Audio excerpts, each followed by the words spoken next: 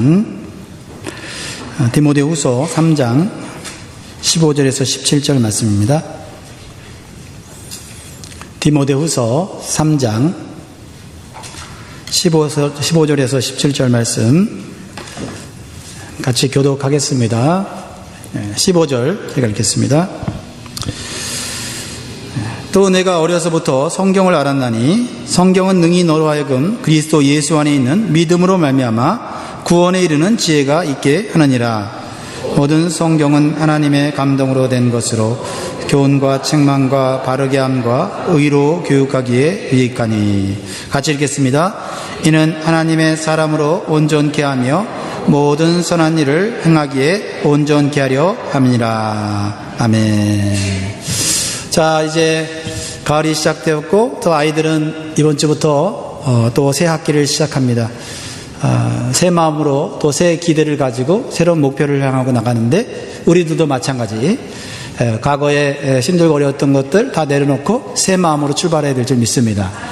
우리는 주 안에서 새롭게 된 피조물이에요. 그래서 우리는 계속 새로워지는 겁니다. 디모데후서 3장 15절에서 17절 말씀입니다. 디모데후서 3장 15절에서 17절 말씀 같이 교독하겠습니다. 15절 제가 읽겠습니다. 또 내가 어려서부터 성경을 알았나니 성경은 능히 너로 하여금 그리스도 예수 안에 있는 믿음으로 말미암아 구원에 이르는 지혜가 있게 하느니라. 모든 성경은 하나님의 감동으로 된 것으로 교훈과 책망과 바르게 함과 의로 교육하기에 유익하니. 같이 읽겠습니다. 이는 하나님의 사람으로 온전케 하며 모든 선한 일을 행하기에 온전케 하려 함이니라. 아멘. 자, 이제 가을이 시작되었고 또 아이들은 이번 주부터 또 새 학기를 시작합니다. 새 마음으로 또 새 기대를 가지고 새로운 목표를 향하고 나가는데 우리들도 마찬가지 과거에 힘들고 어려웠던 것들 다 내려놓고 새 마음으로 출발해야 될 줄 믿습니다. 우리는 주 안에서 새롭게 된 피조물이에요. 그래서 우리는 계속 새로워지는 겁니다. 뒤로 물러가는 것이 아니고 계속 새로워지는 거예요. 그게 바로 예수 믿는 성도의 모습인 것입니다. 우리 서로를 축복합니다. 잘 오셨습니다. 새로운 마음으로 시작합시다. 우리 인사하겠습니다.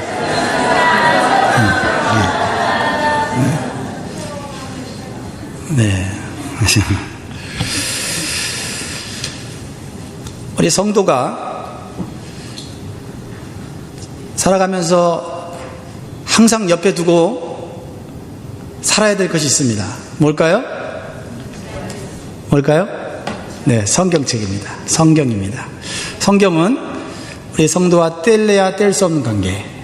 성경 없이 신앙생활 한다고 하는 것은 총 없이 전쟁터에 나가는 군인과 같습니다. 여러분, 하나님께서 이 성경을 주신 이유가 무엇입니까? 성경을 주신 이유를 분명히 알고 우리가 성경을 읽고 배워야 되겠습니다. 우리 지난주 크게 두 가지로 배웠는데요. 첫 번째는 구원받기 위해서입니다. 구원받기 위해서. 죄와 죽음의 고통에서 구원받는 지혜가 성경에 담겨져 있다 말씀하고 있습니다. 그렇죠? 15절 말씀 우리 한번 다시 확인해 볼까요? 15절 시작. 또 내가 어려서부터 성경을 알았나니 성경은 능히 너로 하여금 그리스도 예수 안에 있는 믿음으로 말미암아 구원에 이르는 지혜가 있게 하느니라. 여러분, 성경을 가지고 있는데 성경을 또한 읽었는데 구원받지 못하면 아주 헛된 인생을 사는 것입니다. 여러분, 구원 받으셨습니까? 네. 아멘. 요한복음 5장 39절 이렇게 말합니다. 너희가 성경에서 영생을 얻는 줄 생각하고 성경을 상고하거니와 이 성경이 곧 내게 대하여 증거하는 것이더라. 여러분, 성경에서 어떤 분들은 무슨 비즈니스 아이디어를 얻었다고 얘기합니다. 좋습니다. 어떤 사람들은 성경을 읽고 자기가 마음이 깨끗해졌다고 말을 합니다. 좋습니다. 그러나 성경을 주신 가장 근본적인 이유는 뭐냐면 영생을 얻는 것입니다. 구원을 얻는 것입니다. 죄 사함을 받고 천국에 가는 것입니다. 만약에 이렇게 좋은 축복인 영생을 얻지 못하고 교회 생활을 한다면 불쌍한 일입니다. 안타까운 일입니다.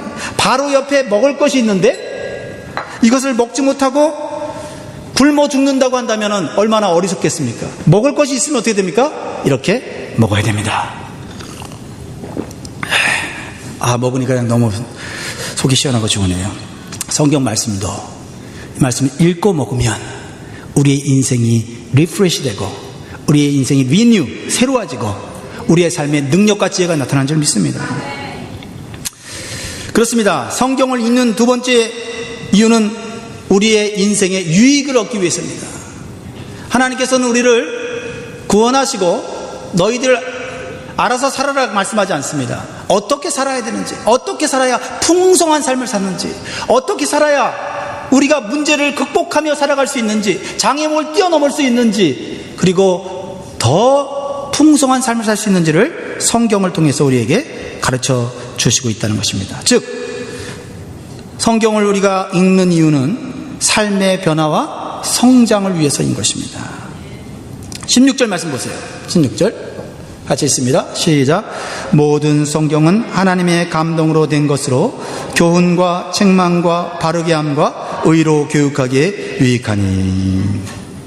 성경은 우리의 인생이 올바른 길을 가도록 도와주는 역할을 합니다. 우리는 미래의 길을 알 수 없습니다. 그러나 성경의 사인을 따라서 가다 보면 우리는 마침내 생명의 영생의 천국의 축복을 누리게 되는 줄 믿습니다. 지금 아무리 잘 살고 있어도, 지금 아무리 인기가 많아도, 지금 아무리 힘이 있어도요, 그들의 인생의 미래를 알지 못합니다. 그러나 하나님 말씀은 우리의 인생에 뭐가 되면 나침반과 같아서 우리가 어디로 가야 될지 안다고 하는 거예요. 여러분, 사막길을 갈 때요, 자세한 지도를 가지고 가기보다는 나침반을 가지고 가야 된대요. 예. 왜냐면요, 자세한 지도를 가지고 가도요, 바람 한번 불면요, 길이 바뀝니다. 그게 사막길이에요. 그러할 때 필요한 것은 자세한 지도가 아니에요. 디테일한 매뉴얼이 아닙니다. 바로 방향을 알려주는 나침반이에요. 여러분, 성경은 우리의 인생의 방향을 알려줘요. 이 길이 멸망의 길인지 이 길이 생명의 길인지 가르쳐주는 나침반이에요. 그래서 성경은 우리의 인생에, 특별히 성도들에게는 꼭 필요한 책인 것입니다. 성경은 수많은 사람들을 구원하고 수많은 사람들을 올바른 길로 인도하였습니다. 그 중에 바로 저와 여러분이 해당되는 줄 믿습니다. 저도 여러분도 성경을 알지 못했다면 아마 지금쯤 잘못된 길로 멸망이 가고 있을 거예요. 지금도 또 우리 주변에 성경을 읽고 믿고 구원받고 변화되는 사람들이 수없이 우리 주변에 있습니다. 또한 반대로 성경 말씀과는 전혀 상관없는 자기 욕심에 이끌려서 자기의 지식을 믿고 자기의 경험을 믿고 또 미래를 알 수 없는 전문가의 말을 믿고 따라가는 사람들이 얼마나 많이 있는지 모릅니다. 여러분, 오직 성경만이 우리에게 구원을 주며 오직 성경만이 우리의 인생의 안내자인 줄 믿습니다. 그러므로 성경을 가까이 하시고 사랑하십시오. 이 가을에 여러분 다시 한번 이 성경을 좀 가까이 좀 하면 좋겠어요. 오늘 메시지입니다. 핵심 메시지. 한때 마약을 하고 인생의 나락으로 떨어져 살던 한 여인이 있었습니다. 미국 분이신데요. 근데 이분이 기네스북에 등재가 됐어요. 기록이 된 분이에요. 뭘로 기록이 됐을까요? 마약을 아주 많이 해갖고 기록됐을까요? 세계에서 감사장을 가장 많이 받은 사람으로 기록되었어요. 미국의 데어 로저스 여사라는 분인데요. 마약을 하면서 절망 가운데 살아가던 그녀가 어떻게 이렇게 기네스북에 기록되는 멋진 인생을 살게 되었을까요? 그녀는 어려운 때에 하나님이라는 자서전에서 이렇게 말을 했습니다. 나는 한때 마약도 사용하였고 인생의 밑바닥까지 떨어져 있었던 사람입니다. 그러나 나를 구한 것은 바로 이 성경이었습니다. 성경 속의 인물들은 모든 어려움을 신앙으로 극복한 사람들의 이야기입니다. 고통을 이길 수 있는 해독되는 말씀의 능력입니다. 우리는요, 우리가 얼마나 고통받고 있는지, 얼마나 우리가 힘든지 얘기합니다. 그것으로 우리는 아무것도 못하고 주저앉아 있을 때가 있어요. 그러나 우리의 인생에 들어온 고통의 독, 우리 인생에 들어온 죄의 독을 해결할 수 있는 해독제는 성경이 있다는 거예요. 수많은 성경의 인물들뿐만 아니라 오늘날 모든 고통과 장애물을 이겨냈던 믿음의 사람들이 그렇게 간증하고 있는 거예요. 이 데일 로저스 여사는요, 녹음 예술과 TV 그리고 영화 제작을 해서 엄청난 성공을 하고 많은 재물을 얻었어요. 그리고 이제 앞으로 그녀의 인생은 평안하고 재미있는 삶을 살 수 있었어요. 그런데 그녀는 그렇게 하지 않았어요. 왜냐하면 물질로 인해서 또다시 잘못된 길로 가기를 원치 않았다는 거예요. 그래서 성경의 교훈을 따라 물질을 사용하기 시작했어요. 그래서 주변의 고아와 버림받은 아이들, 정신지체 아들과 불행한 어이들을 돕기 시작했어요. 그리고 그들을 위해 필요한 작은 자선 모금, 그러한 행사를 무려 인생에 5,000번 이상이나 개최를 하면서 자신의 물질과 또 사람들의 물질을 모아서 사람들을 돕기 시작했어요. 그래서 그녀는 마약으로 절망에 빠져 그냥 헛된 인생을 살 그 인생이 사람들에게 감사하다는 말을 듣는 인생을 살게 됐어요. 그리고 공식적으로도 수많은 감사장을 받았어요. 그 숫자가 너무 많아서 기네스북에 기록된 그런 인생으로 변화되었다라는 것입니다. 이렇게 성경이 주는 유익과 혜택을 받은 사람들의 모습을 우리는 볼 수 있습니다. 저는 여러분들이 성경이 주는 유익과 혜택을 받아 사시기를 주의 이름으로 축복합니다. 여러분, 성경이 주는 이익을 우리가 받는 것으로 그쳐서는 안 됩니다. 우리가 자칫 잘못하면 성경을 자신의 성공과 행복을 위한 도구로 또는 성경 자체를 우상시하는 그러한 모습을 가질 수가 있습니다. 오늘 저는 성경이 궁극적으로 우리에게 주신 이유, 다시 말하면 메인 고, 주된 목적이 있다는 것을 나누고 싶습니다. 그것이 세 번째로 하나님의 사람이 되게 하라는 목적으로 이 성경을 주신 거예요. 뭐라고요? 누구의 사람? 하나님의 사람이 되기 위해서 하나님은 이 성경을 주셨다. 제 말이 아니고 성경에 나옵니다. 17절 읽겠습니다. 17절 시작. 이는 하나님의 사람으로 온전케 하며 모든 선한 일을 행하게 온전케 하려 함이니라. 여러분, 이 방금 전에 제가 소개했던 데일 로저스 여사가 마약 중독으로 절망적인 삶을 살다가 회복되고 성경을 통해서 정말 아이들을 얻어서 비즈니스에 성공해서 많은 물질을 얻었고 그리고 정말 행복하게 살았다. 그러면 세상 사람들은 대단하다 말할 수 있지만 하나님 볼 때는 대단한 인생이 아니라는 거예요. 그렇죠?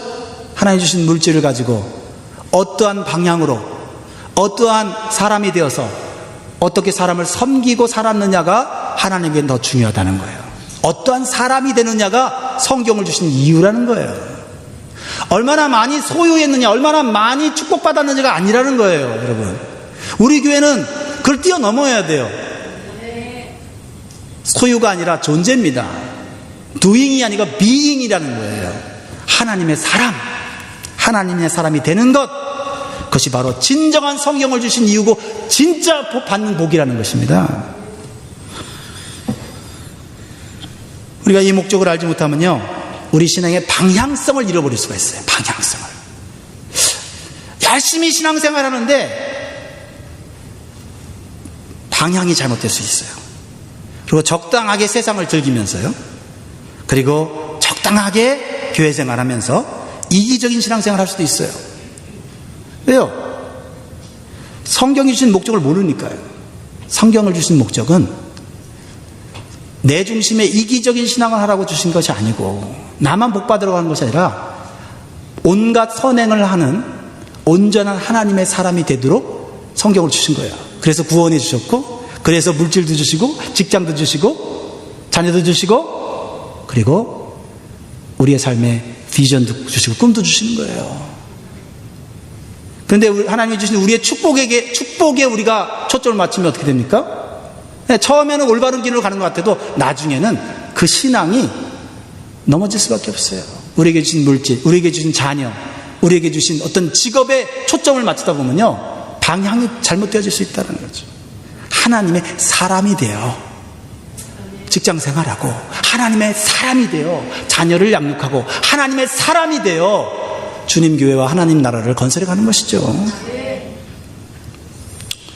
그렇지 않으면은 잘못하면 성경 지식은 있는데 외식적인 바리새인과 같은 신앙인으로 살아갈 수도 있는 것입니다. 그러므로 우리는 하나님을 기쁘시게 하는 삶, 즉 하나님의 사람이 되려는 목적을 가져야 한다라는 것입니다. 하나님의 사람, 바로 이것이 우리 신앙생활의 목표고 성도다운 성도인 줄 믿습니다. 무엇보다도 하나님의 사람이라는 단어의 뒤에 나오는 말에 좀 집중하면 좋겠습니다. 17절 말씀 다시 볼까요? 그럼 성경을 읽을 때 조금 더 자세히 보려면 단어 하나하나를 좀 더 연구하시면 좋을 것 같아요. 그것은 목사만 하는 것이지라고 생각하지 마십시오.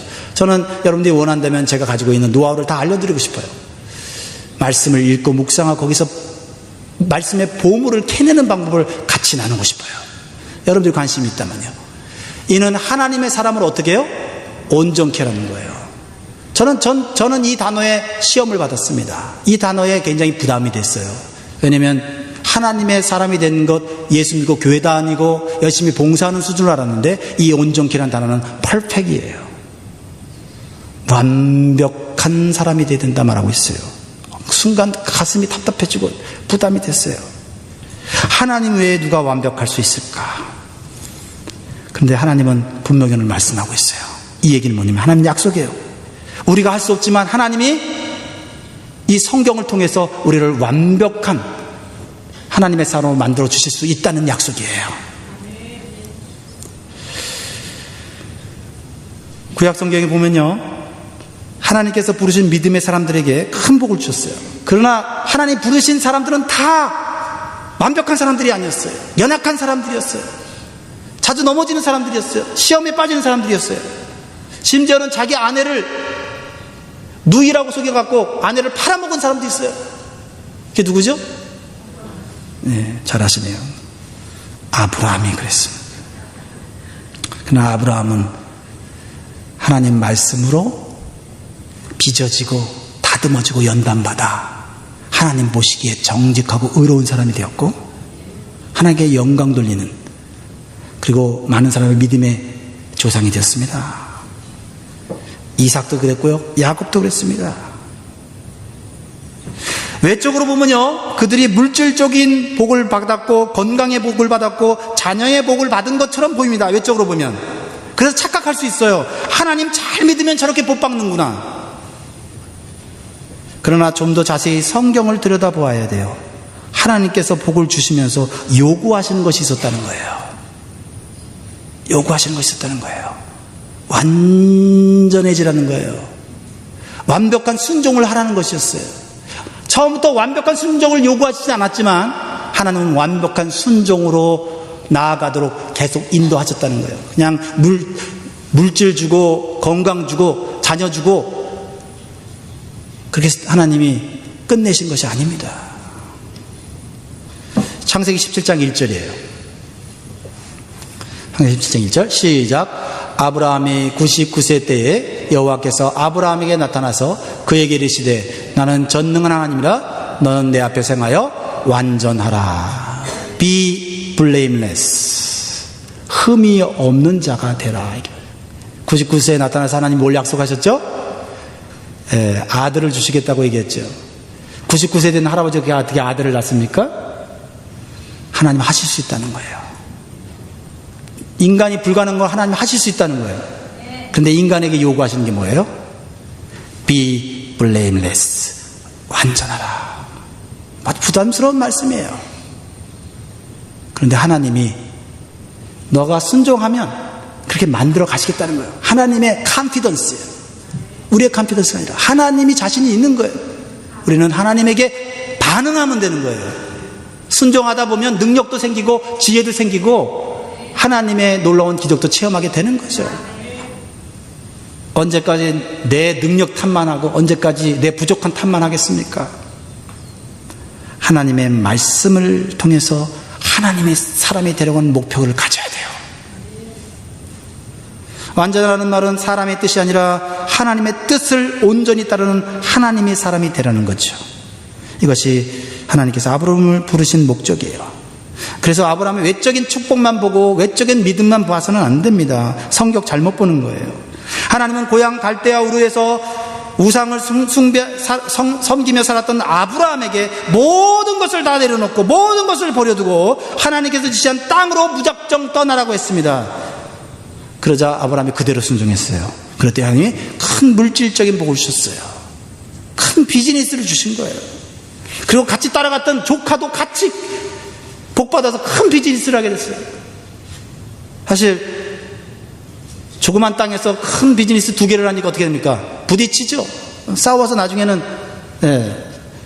서로 각자 살아야 되는 그런 선택도 있었어요. 그만큼 복을 받았어요. 근데 그것으로 끝입니까? 아닙니다. 아브라함이 자식이 없어서 세상적인 방법으로 첩을 통해서 자녀를 가졌습니다. 하나님께서 복 주셨다고 착각했어요. 그런데요, 인간이 계획해서 낳은 이 아이 때문에 가정에 분란이 일어났어요. 그래서 14년 이상을 고통받는 가정 생활을 해야만 했습니다. 자신이 잘못됐으면 하나님 앞에 회개했습니다. 그러자 하나님께서 하나님의 방법으로 100세의 귀한 아들 이삭을 주시고 축복하셨어요. 그것으로 끝입니까? 이제 자녀 잘 키우고 자녀가 잘 되는 것만 보면 됩니까? 아니요. 자녀 밭이라는 거예요. 자녀보다 하나님 더 사랑하는지 하나님 시험하시겠다는 거예요. 아브라함이 자녀를 번제로 바쳤습니다. 그런데 하나님이 번제로 받지 않으시고 아브라함의 믿음만 받으셨어요. 그리고 아브라함의 인생과 그들의 잔소들과 그들의 가문을 번성케 하셨습니다. 그것을 끝입니까? 아니죠. 그 믿음이 전달돼서 다윗에게까지 전달되고 다윗에게 준 믿음이 전달돼서 물질이 전달된 게 아닙니다. 재산이 전달된 게 아니라 믿음이 전달됐어요. 그래서 다윗의 자손을 통해서 예수 그리스도 우리를 구원하실 메시아가 탄생하신 것입니다. 물질로 자녀가 양육되는 게 아니라 믿음으로 자녀가 양육되어졌을 때 그 가정과 가문은 하나님이 보호하시고 책임지는 가정과 가문이 되는 줄 믿습니다. 마태복음 1장 1절이 그 얘기 아닙니까? 여러분 마태복음 1장 1절 읽으면서 여러분 어떻게 요약을 하십니까? 마태복음 1장 1절 한번 볼까요? 아브라함 얘기 나오죠? 아브라함 창세기 이야기 아닙니까? 다윗, 사무엘, 상하 이야기 아닙니까? 같이 읽겠습니다. 시작. 아브라함과 다윗의 자손 예수 그리스도의 세계라. 사람 아닙니까? 하나님의 사람 아니에요? 하나님의 축복도 전달되지만 하나님의 축복은 그때그때 달라요. 그러나 하나님은 하나님의 사람을 사용하셔서 하나님의 나라를 이루어 가시고 하나님의 백성을 만드시는 거예요. 내가 하나님의 사람이 되는 게 중요하다 이 말이죠. 내가 얼마나 복받았냐, 내가 얼마나 지금 잘 나가고 있느냐가 아니라는 것이죠. 감사해야 될 일이지만 그것이 근본은 아니다는 거예요. 보세요. 하나님의 사람으로 온전케 되는 축복은 뭐예요? 가정과 가문에 뭐가 남아야 돼요? 예수 그리스도가 남아야 돼요. 예수 그리스도가 남아있잖아요. 예수 그리스도의 세계. 물질은 축복받았어요. 자녀들은 높은 자리에 올라가서 사람들한테 자랑해요. 그런데 예수 그리스도가 없어요. 그 가정에. 성공 아닙니다. 세상적으로는 박수 칠 일이지만은 영적인 눈으로 봤을 때 그것은 안타까운 일이에요. 그렇지 않습니까? 어떤 가정은 물질 때문에 자녀들이 원수가 되고 형제들이 원수가 됩니다. 하나님을 떠나 호화로운 생활하면서 타락한 삶을 자랑합니다. 그때 그 사람의 물질은 더 이상 복이 아닙니다. 하나님의 말씀에 순종 없는 축복은 고통이 되고 분열의 씨앗이 될 수 있지만 온전한 순종을 통해 받은 축복은 육적인 축복뿐만 아니라 영적인 축복으로 연결되는 거예요. 영적인 축복으로 연결돼야 돼요. 그것이 뭐냐면 doing의 축복이 아니라 being의 축복이죠. 존재론적인 축복이에요. 성도다운 성도는 온전한 사람이 되기 위해서 힘쓰면 하나님의 뜻을 따라 물질적인 축복도, 건강의 축복도, 자녀의 축복도 겸하여 주시는 것입니다. 더 큰 축복은 하나님의 사람으로 온전케 되는 것입니다. 근데 우리는 자꾸 환경의 축복에 초점을 맞추니까 그것이 만족이 안 되면 신앙생활이 자꾸 삐걱거리잖아요. 환경이 아니라 내가 어떠한 사람이 되느냐, 어떤 시련의 바람에도 흔들리지 않는 나를 보면서 와, 나 많이 컸네. 그렇게 돼야, 그게 진정한 성경을 우리에게 주신 목적이다 이 말이에요.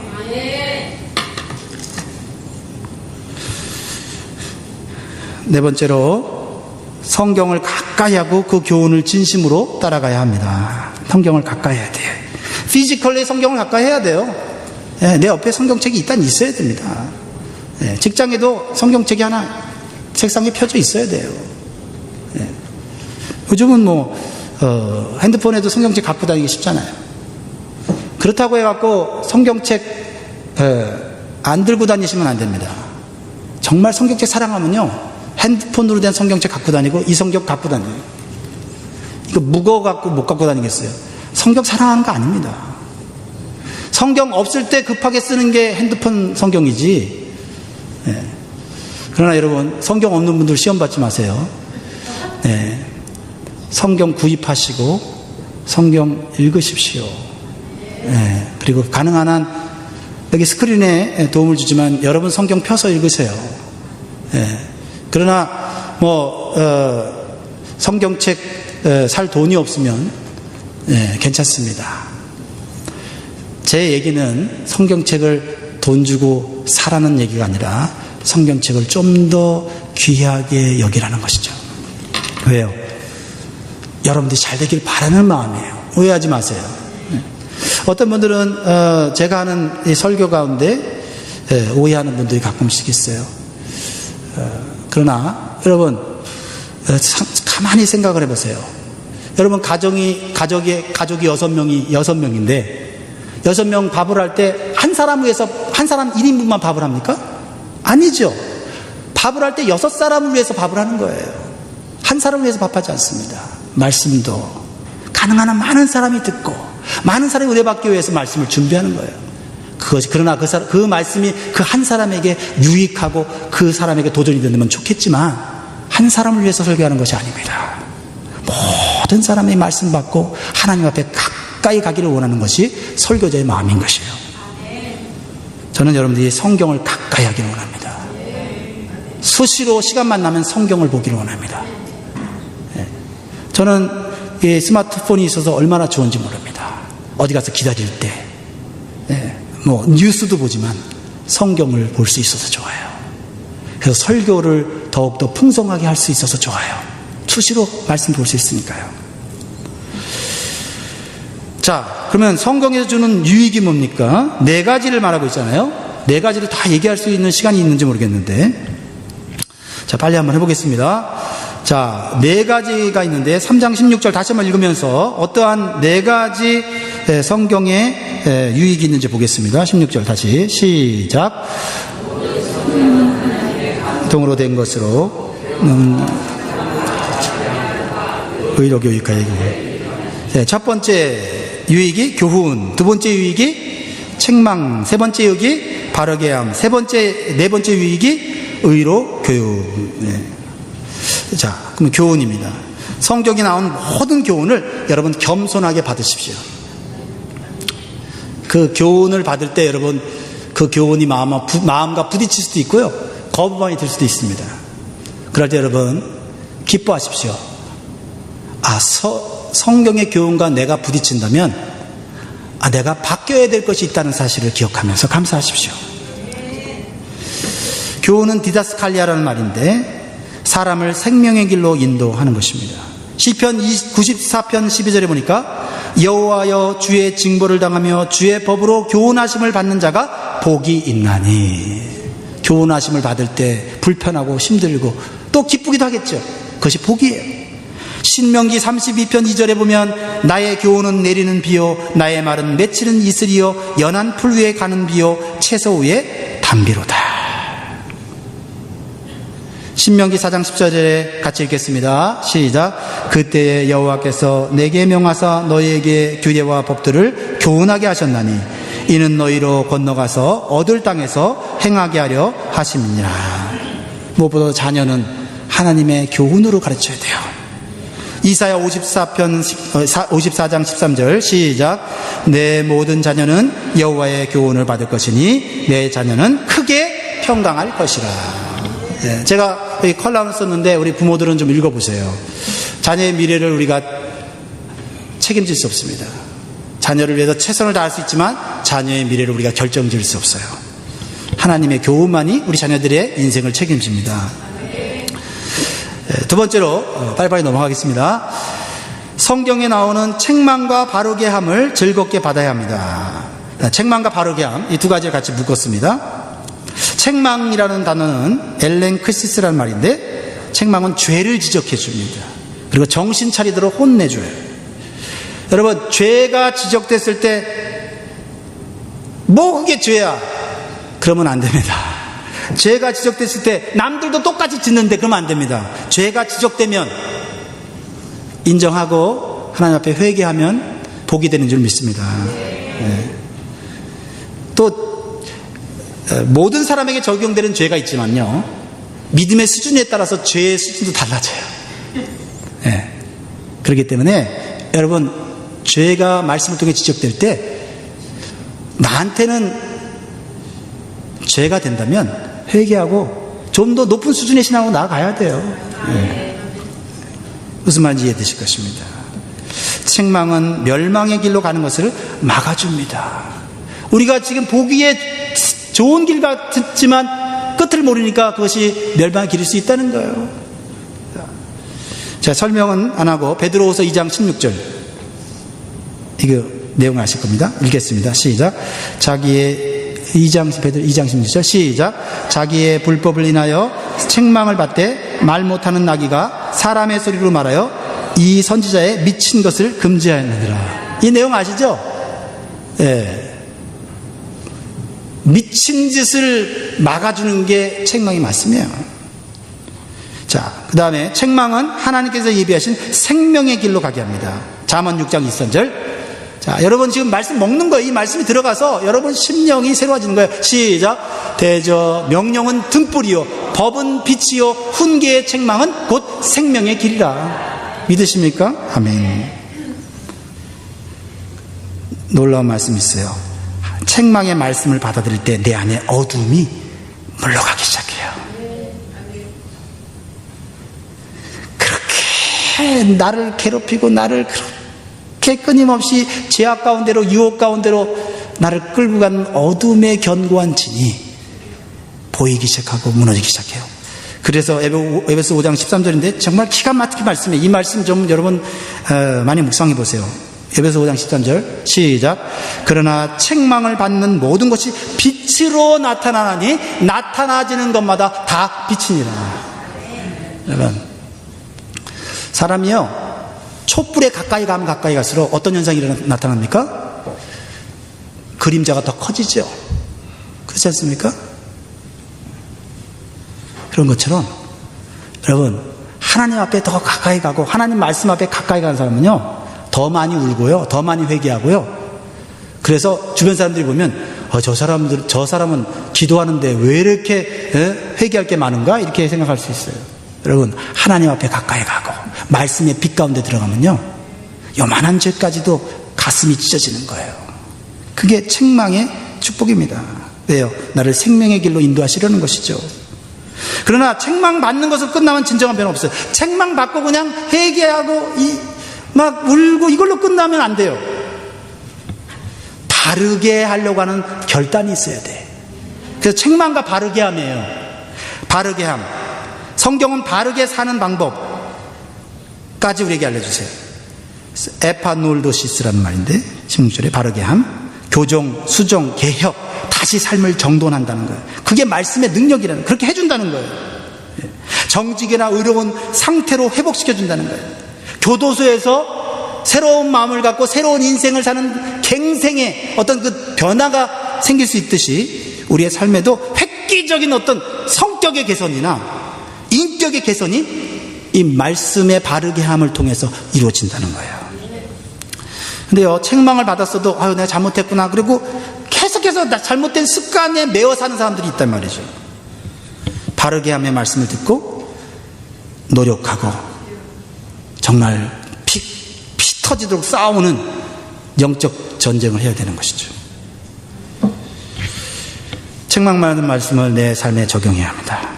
얼마 전에 지난주인가요? 지난주에 제 오피스로 날라온 한 편지가 있었어요. 교도소에서 편지가 왔는데요. 버지니아 페닌슐라 레저널 제일에서 편지가 왔어요. 한 채플린이 보내신 건데 교도소 사역을 하시는 채플린 릭 젠킨스라는 분이에요.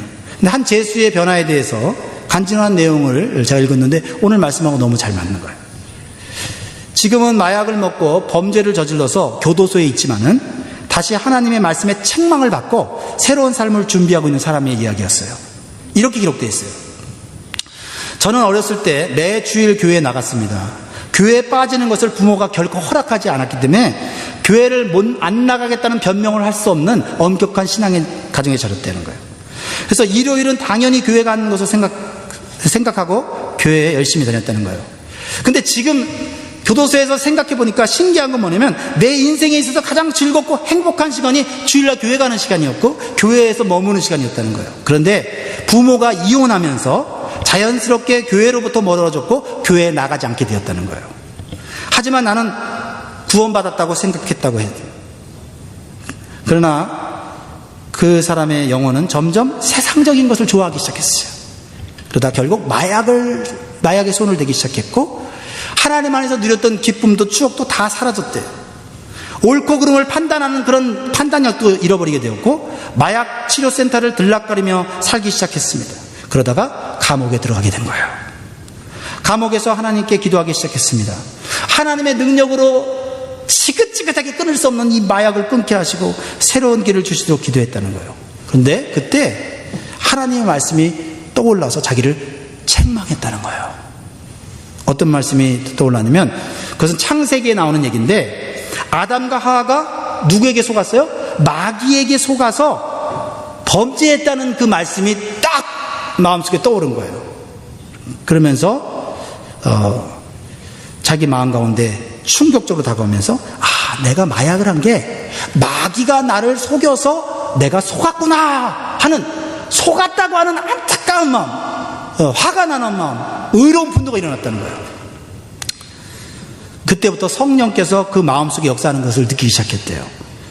내가 세상의 모든 것을 내려놓고 믿음을 회복해야 되겠다 결단하고, 그렇지만 어떻게 해야 되는지 몰랐다는 거예요. 그때 하나님께서 이 채플린을 보내주셔서 성경 공부를 할 것을 제안을 했대요.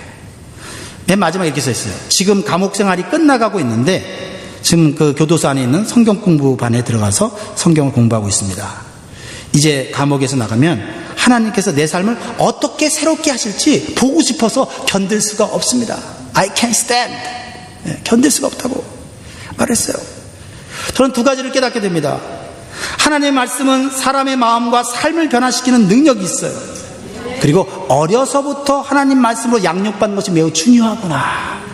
들은 말씀, 읽은 말씀이 위기의 순간에 떠올라서 그 심령을 책망하는구나. 부모가 아무리 해도 안 되던 인생이 하나님 말씀으로 그 인생이 변화될 수 있구나. 그 부모가 해야 될 거 뭔가? 날마다 눈물로 기도해야 되지 않겠어요? 오늘 예배가 끝나면 바로 이 자리에서 우리 자녀를 가지신 학부모님들은 이 자리에 모이세요. 교사들하고 자녀를 위해서 기도를 우리 5분만 합시다.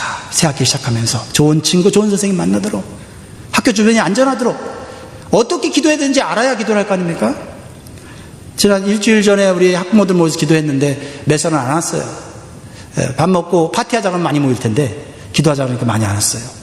안타깝더라고요. 다시 기도해야 되겠다. 누구를 위한 것인가? 자녀를 위한 것 아닌가? 그냥 거저 먹으려고 하지 마세요. 예. 정말 뭔가 마음뿐만 아니라 몸도 좀 이렇게 하나님께 드려야 됩니다. 예. 예, 가을에 우리 새로운 마음으로 다시 시작하면 좋겠어요. 이 마지막 부분 간단하게 좀 나누고 기도하려고 합니다. 무엇입니까? 의로 교육하는 것이 유익하다고 나와 있죠. 온전한 하나님의 사람이 되기 위해서 말씀을 통한 훈련과 징계를 견디어야 됩니다. 구원은 믿음으로 받아요. 그죠? 믿음으로 하나님의 은혜를 받습니다. 그러나 영적 성장은 마음과 몸을 훈련을 통해서 이루어져요. 훈련이 안 되면 어떻게 해요?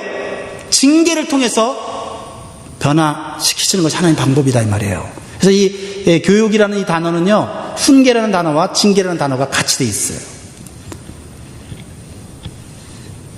다음 주에 기회가 되면 좀 더 할 수 있기를 바라지만, 자, 그러면 여러분, 자녀를 양육할 때 말로만 하지 않지요. 부모가 원하는 것을 안다고 다 행하지 않기 때문이에요. 그래서 벌을 줘요. 벌을 줌으로써 정신 차리는 아이들이 있다. 마찬가지로 신앙생활에도 하나님께서 그냥 교훈으로 여러분에게 이렇게 살아야 된다 말씀하시지만, 그래도 말씀을 듣지 않으면 훈련시키시고, 훈련에도 맞지 않으면 징계하신다 이 말이에요.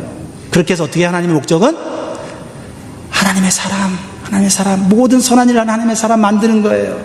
그냥 치렁치렁 겉만 멋지게 사는 인생이 아니고 내면이 하나님 나라에 합당한 사람 만드시는 것이죠. 예. 히브리서 12장 5절에서 13절 말씀 읽고 마무리하겠습니다. 12장 5절 13절. 자, 하나님이 사랑하는 자녀들에게 어떻게 하는가 보세요. 시작. 또 아들들에게 권하는 것 같이 너에게 권면하는 말씀을 잊었도다. 일러스되 내 아들아, 주의 징계하심을 경히 여기지 말며 그에게 꾸지람을 받을 때 낙심하지 말라. 주께서 그 사랑하신 자를 징계하시고 그의 받으시는 아들마다 채찍질 하심이라 하셨으니 너희가 참음은 징계를 받기 위함이라. 하나님이 아들과 같이 너희를 대우하시나니 어찌 아비가 징계하지 않는 이들이 있으요. 징계는 다 받는 것이오늘 너희에게 없으면 사생자요 참 아들이 아니니라.